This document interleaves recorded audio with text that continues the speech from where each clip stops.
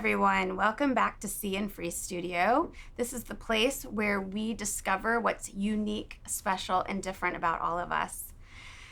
And as you probably can tell, we've been filming during the pandemic, and I highly recommend that everyone find a pandemic buddy, somebody to hang out with where it's safe and comfortable. And today's guest is that person for me. She's my pandemic buddy and friend, Rochelle Webb. She's actually here in studio with us today, my very first and maybe only studio guest.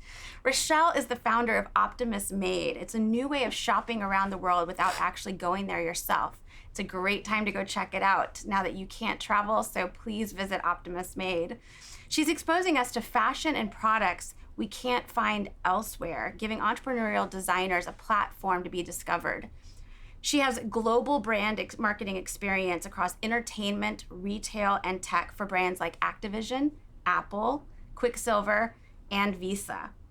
She won Media Plan of the Year for Call of Duty's Black Ops 2 and MW3 product launches, which were the biggest entertainment franchises at the time, generating $1 billion in 15 days. She brings a wealth of knowledge and expertise to her own business, several startups that she also advises, and her role on the faculty at Loyola Marymount University in Los Angeles. Please welcome Rochelle. Thanks for having me. Yes, I'm so glad I've been you're waiting here. so long for this podcast, so thanks for having me. Yes, you are welcome. You're actually the only other podcast I've ever listened to. Which was great.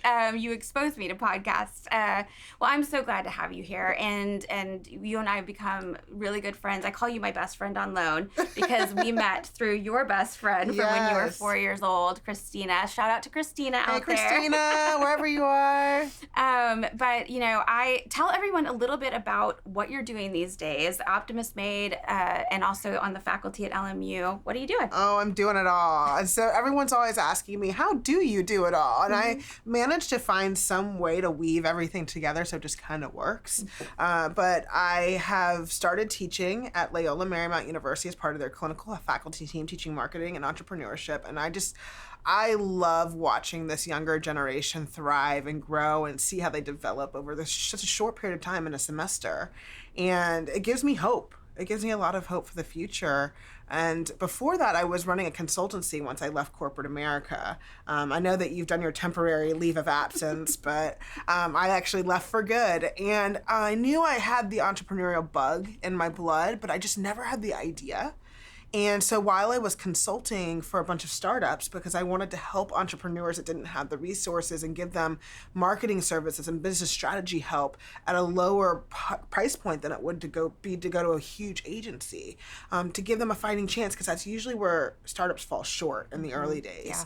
And it was during that time that I actually lost my biggest anchor client unexpectedly because they didn't get their fundraising. And I said, oh my God, what am I going to do? And I just got on this shopping spree in London with my mom. And I had all these bags in my hand. And I said, I definitely shouldn't have these bags in my hand if I just lost my biggest client. And I said, well, what if that was a business? Everyone's always asking me, where do I get all the stuff that I have? And I'm like, what if I just sell it to people? Buy a few extra of everything and create a storefront on maybe an Etsy or something like that and start selling the stuff. And I went to bed that night, and the way that I do, my mind was just racing on massive horsepower. And by the time I woke up the next morning, I had a full company built. And so it was just a matter of getting lawyers talked to, getting an accountant, which you helped me with actually.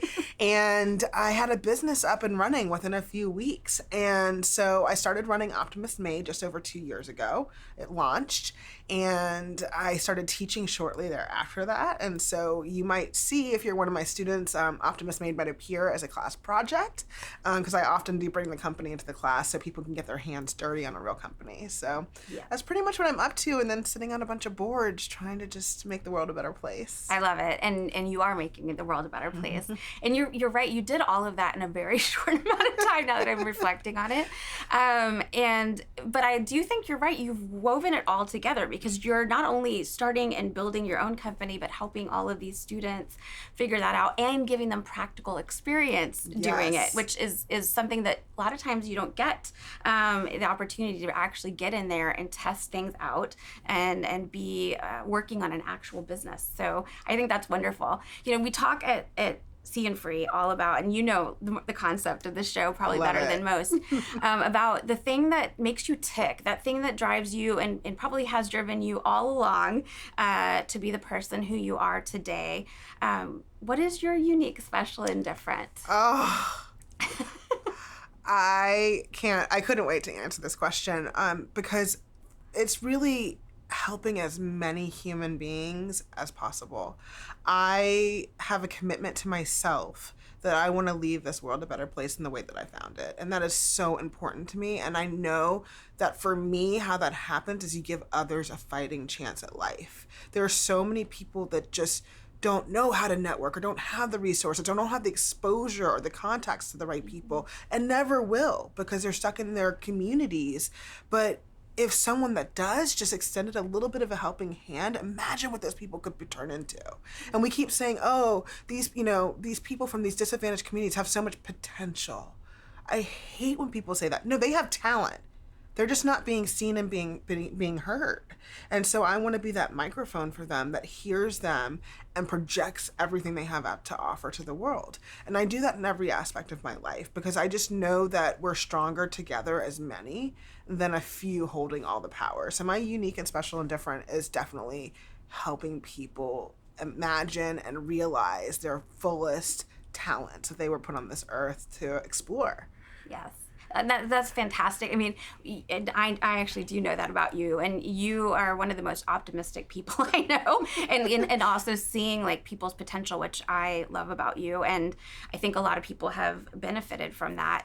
Was there a moment in your life that you discovered that's your thing, like that's the thing that makes you tick, that drives you and helps you, help others? Yeah, well, I mean, I grew up as a Black woman in a predominantly white community in a very white school. I went on to a very white university. So I've always spent my entire life feeling that I am looking different from everything around me. And so as a part of that, you basically have two choices you can make. You can either assimilate and but then it's like once you become a part of the group, you sort of have to put on all the theatrics so people want you, keep you around, or you can choose to retreat and you can sit at your own cafeteria table and then you're like the weirdo over there, and I refuse to be that person. I in everything that I do like to take in everything life has to offer, and people are like, you're always moving, you're always going from this place to that place, you never keep your feet still. And my whole filter for how I decide what I'm going to do and when I'm going to do it is this an opportunity that I can recreate again in the future? And if the answer is no, I'm doing it. I don't care at what cost. And so because of that, it was like I wanted to be a part of all of it. Sitting at the side table with the other Black kids just wasn't my thing. And so as a part of that, I just remembered how hard it was, and people don't look at me and say, wow, like her life was hard or tough in any way, shape, or form. They just say, oh, she's Rochelle, but it was really hard and still continues to be, actually. And I know there's a larger conversation that's starting to happen around these issues, but I struggled with this for 42 years, and so to me, I want to have many fewer people have that experience that I had. And so that's important to me, is making sure that people who may look different or have some differences, they don't feel different and they are exposed to some of the same opportunities. And as a young girl, I remember my dad always telling me I was a doormat because I would do anything for anyone. And he was like, you're always going out of your way, doing all of these things for all of your friends. And he's like, you need to stop being such a doormat, And I was like, after a while, it just started to like really sit with me like, wow, like, that doesn't feel like a very inspiring thing to call myself. But at the same time, when I reflected on why he was saying that, it's because I was doing exactly what I do, helping people. And I was just, whatever I could do to be a part of whatever was happening, I figured out how to make that happen. And so if that makes me a doormat, then bring it.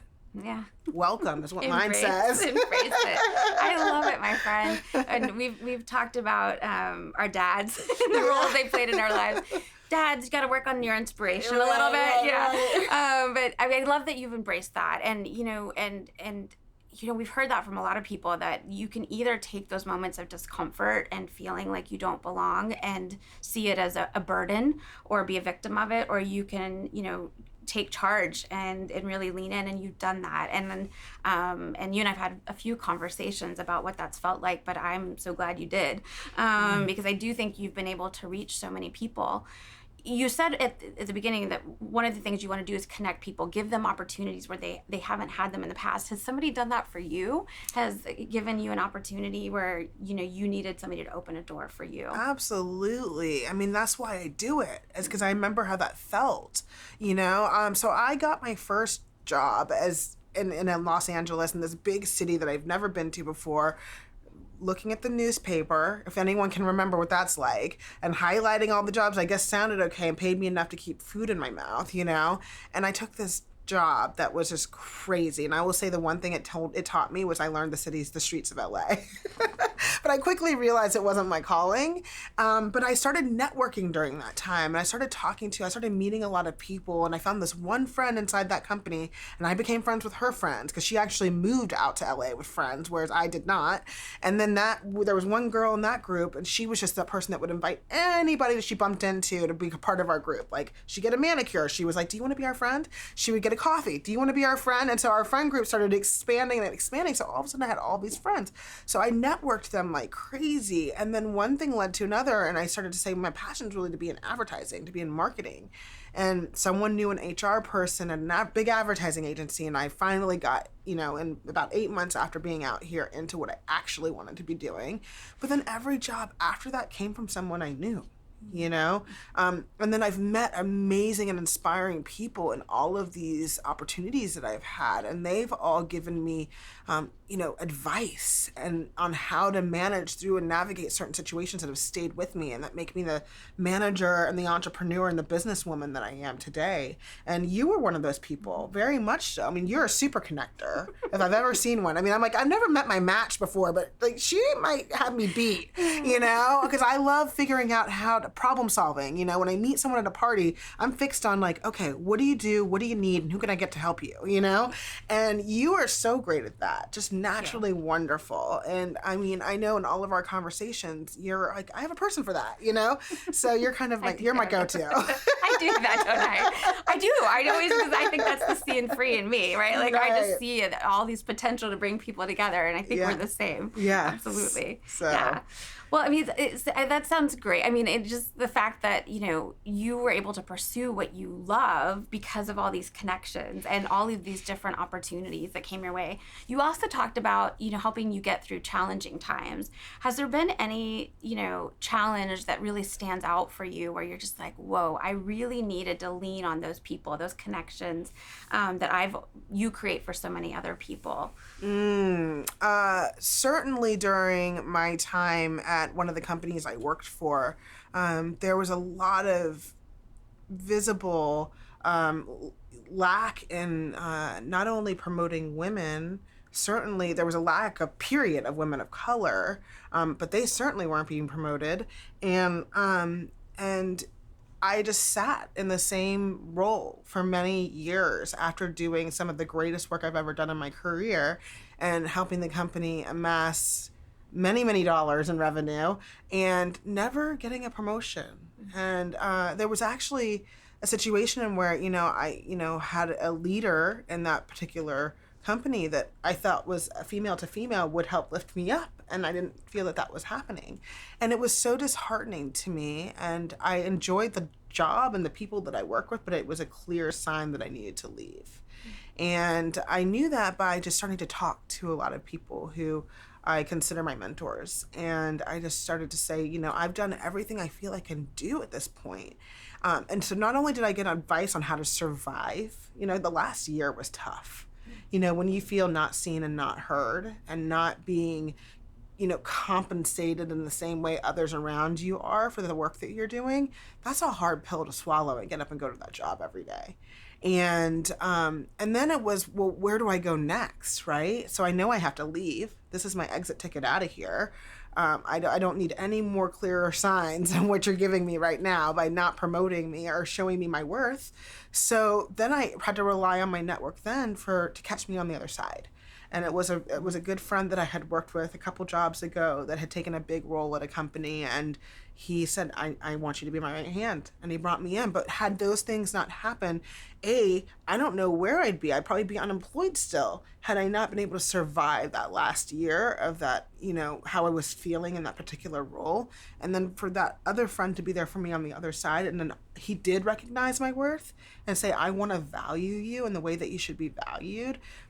That transition never would have happened the way that it did. And that whole transition did open up a lot of doors. I mean, I would say in many respects, if that never happened, I don't even know if Optimistmade would exist, And so that was a big challenging moment for me. Yeah. And I mean, thank you for sharing, by the way. I think there's a lot of people have shared similar circumstances, and it just shows that you have to triumph over those moments and not let them beat you down or give up or stop believing in yourself in those moments. But having other people there to help kind of pull you out and say, like, hey, you can flourish in a different environment, in different circumstances. Don't believe that you can't just because you're knocking your head against a wall here. Mm-hmm. So I'm so glad that you had that person, and I want everyone to have that person that will pull them out of those moments. So now you've got this company, you've gone and you've taken this entrepreneurial venture. What kind of community are you creating through this, and what are you learning? Oh my gosh, I don't know if you can feel it, but I can. I'm like, every word coming out of your mouth is bringing a bigger grin to my face. I have the most amazing community, and when you throw yourself into something like this, you start to attract it. And, it's an energy field. So the way that I run my company is I really connect, like old school connect. I mean, I've been invited to some of my designers' dinner tables with their families, and I've gotten to know all of them. I have, rolled around the floor with some of my designers' dogs. I've had designers cry to me about personal situations going on in their life because they just don't know how they're going to get through it. I've had, designers share that their new baby with me, and so they're my family, so the community that I'm able to surround myself by at Optimistmade is it's so inspiring to me, to watch all of these amazing makers really rise to the occasion and get so excited about the chance to have a bigger platform to succeed and thrive. And it's a really magical experience. And they all have so many different personalities, but they have what I like to call the red thread, which is they have hustle and they have grit and they have compassion. And when you put those things together in your mixing pot, it makes magic. And I just literally wake up every day and love my job. I love my life. I love everything about it because I love working with and for them. And so they come from all over the world: Croatia, Mexico, Ireland, Hawaii, London, South Africa. I have designers from all over the world, soon Costa Rica. And it's really cool to really have this like global network of tastemakers. I feel so lucky and honored. Yes, yes, and I've gotten to see the business expand where you've gotten to meet these designers over time. I think I got to meet the team from Croatia. Yes, a couple of years ago. We're also, by the way, if anyone's watching this, we're wearing some of the. Yes, your necklace is from Croatia. This is from Croatia. Yeah. Yes, but there's some really great pieces on there, and you've become this curator for them of their art form and bringing that to the rest of us. And their stories, most importantly, like the story behind the piece is where the magic is. Like, for instance, this woman is Olja Einfalt from Croatia, and she is inspired by graffiti street art, and she has an abstract perspective of the world, and she wanted to realize that through her jewelry making, and she specializes in metal making and leathers. And so she thought, the hard and the soft of those two things, how do I bring a fusion to the two?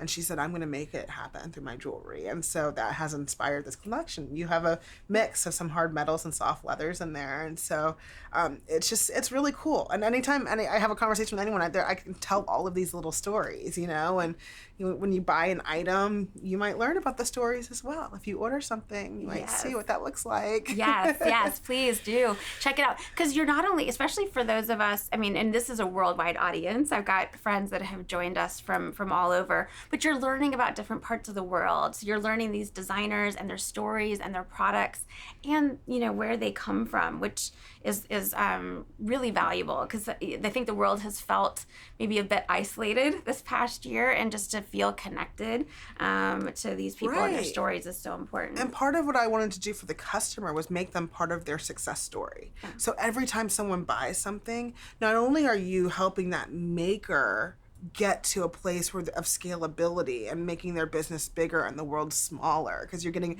to touch all these items around the world for these countries you may never explore yourself, but I also donate a portion of my profits back to charities around the world in the countries where I find the designers.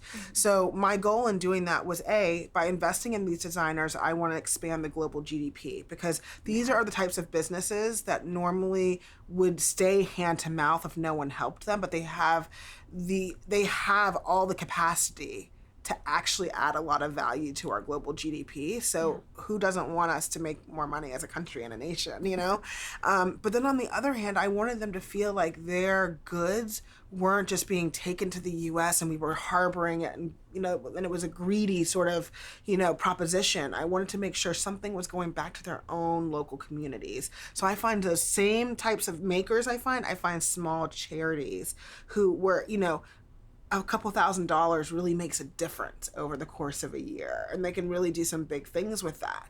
And that's really important to me, is keeping that cyclical give back sort of generation happening. Yeah, no, yes, and I think that's fabulous, because you talk about this, you're discovering people that maybe wouldn't be discovered, and that their countries may be not known for fashion and design, and you're bringing them to the forefront. So I think that's wonderful, and that it contributes to those communities.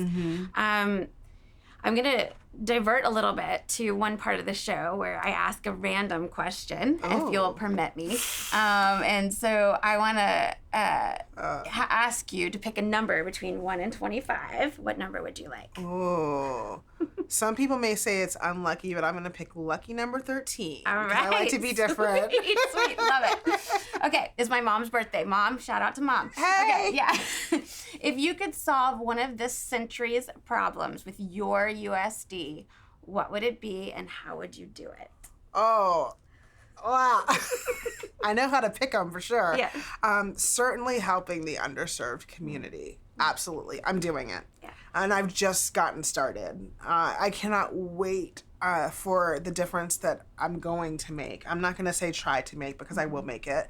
I just have to take a moment to recognize and thank my investors, the early investors that took a chance on me before this was anything, and they have jumped in blindly and gotten behind my vision and my passion and compassion to want to make a difference, because without them, I would not be nearly as far as I am today. I mean, my customers as well have kept me going.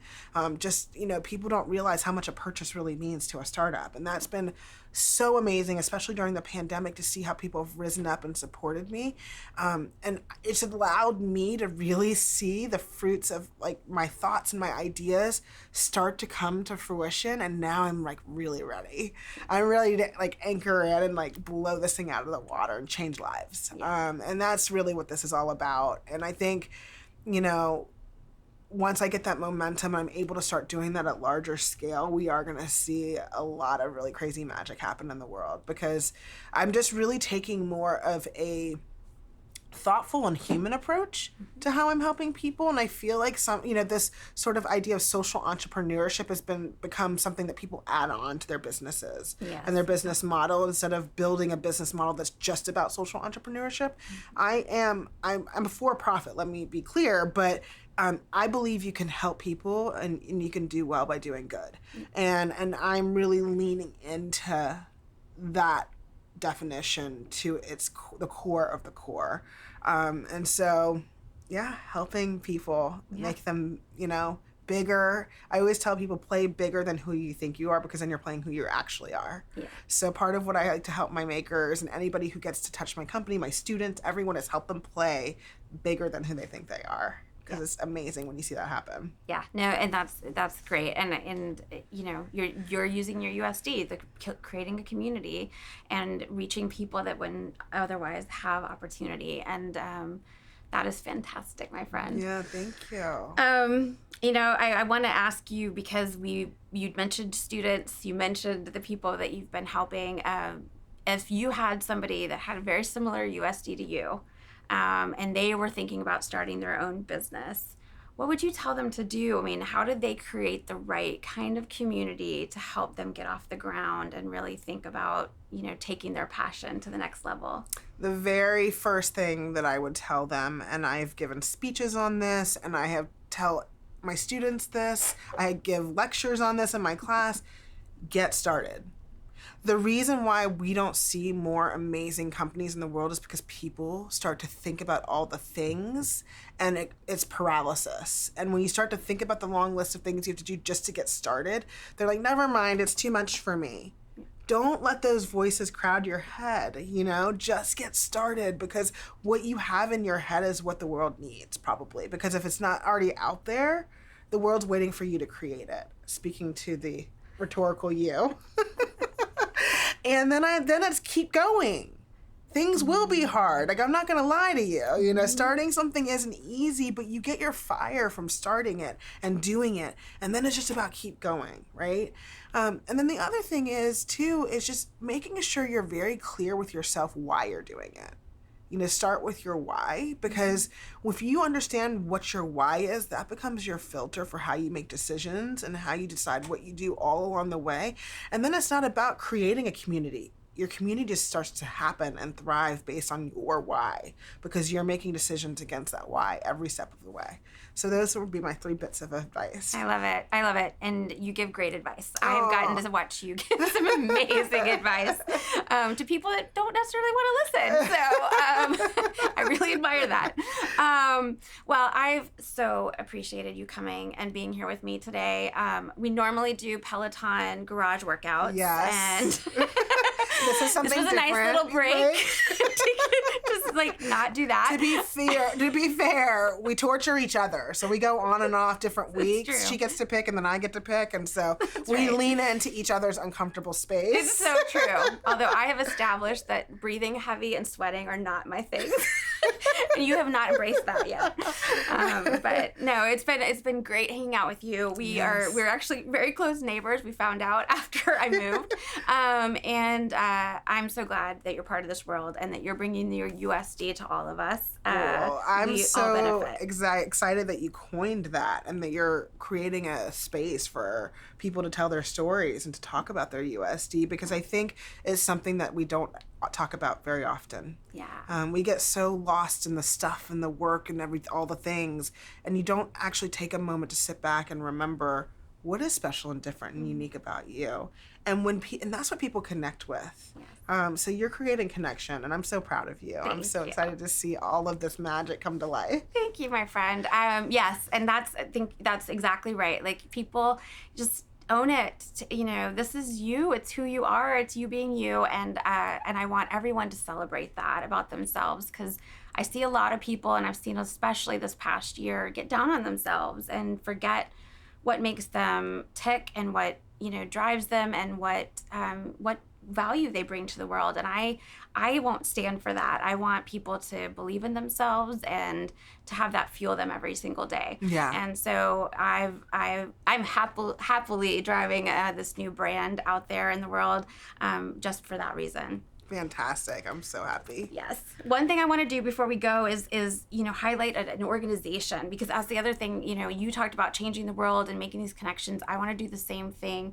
1% for the Planet is one of the boards that you're on. Can you tell everybody a little bit about them, and then we'll make sure that they know how to find them? Absolutely. This is a charity that is near and dear to my heart. It actually started with me melding my academia experience into this organization because I was so passionate about it.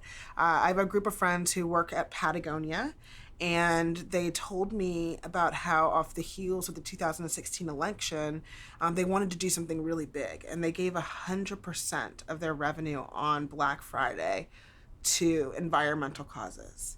and it was sort of a game changing. It was over $10 million in one day that went to all these environmental charities.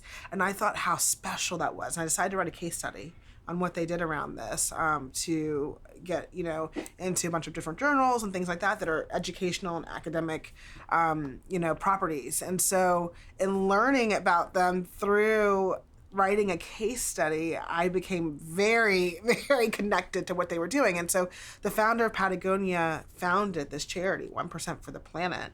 And I don't think people realize that less than 3% of overall donations actually go to our environment.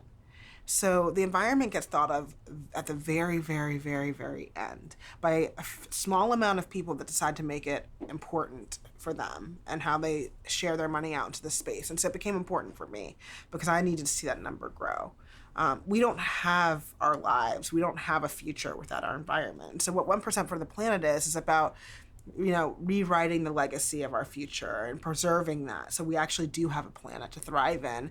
And what they do is they help you come up with a giving strategy. So as an individual, you can choose to give 1% of your salary each year to 1% to different charities that are certified by 1% for the Planet.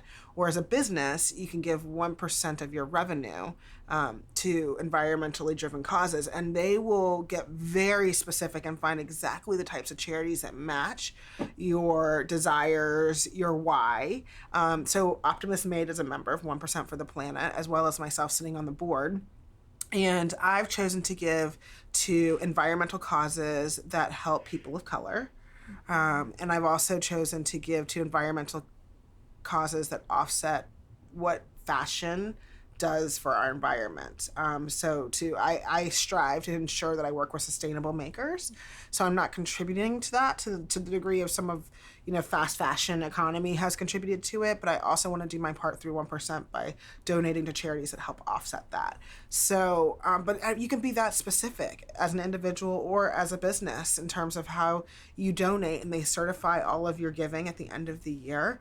And they make sure, that money is getting channeled to the right places. So it's really an amazing, amazing job that they're doing. Because I think without that operation behind it, that it becomes a lot less hopeful for that 3% to become bigger. So I think that they really are creating a situation where we can start to expand and channel more dollars. And people don't realize how many different charities out there do help the environment while still, helping other causes that are important to them.